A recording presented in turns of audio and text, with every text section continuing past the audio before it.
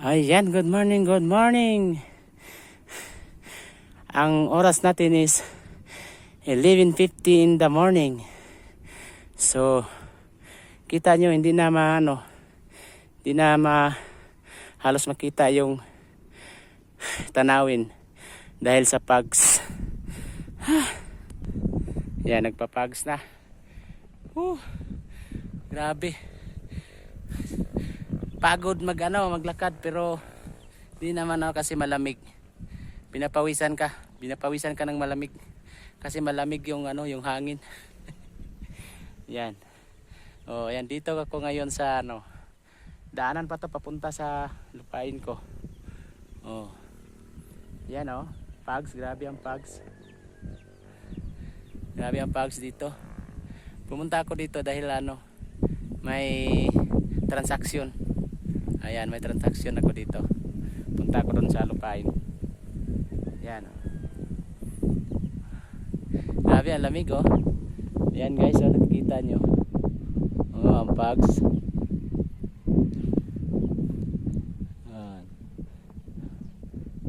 Pags na talaga. Ayan yung daanan sa kabayo dito guys. Ayan, mga malalim na yung daanan ng kabayo. Yan. Tingnan nyo, sungka. Yan ang tawag sa amin dito, sungkaan. Yung daanan ng kabayo yan. Sungka. Yan.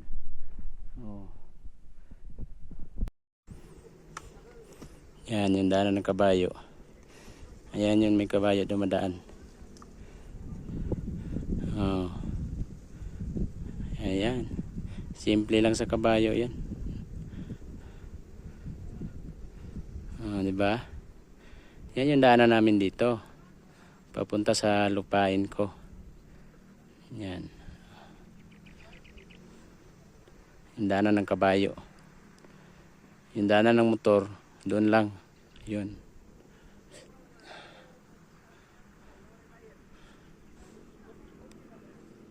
Ambon-ambon na.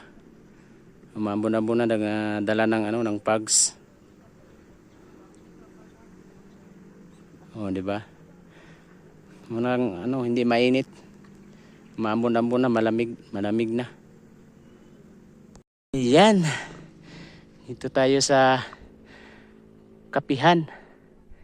Ayan yung mga kapi guys. Yan. Bunga ng kapi. Daming bunga Yan apat na hektarya yan, kapihan na yan.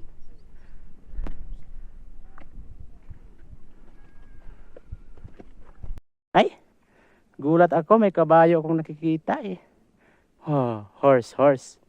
Ayan yung kabayo, ang bait-bait ng kabayo. Ang bait-bait ng kabayo, ang bait-bait ng kabayo, ang bait-bait.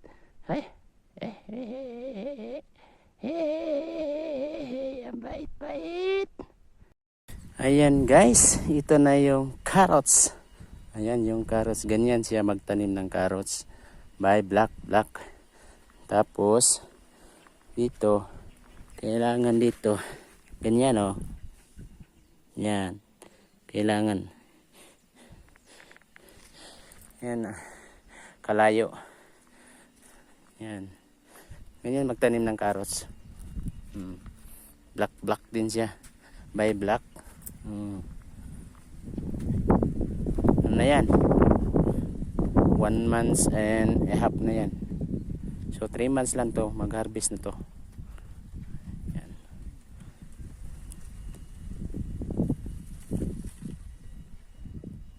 Ito naman yung repolyo. Ayan yung repolyo.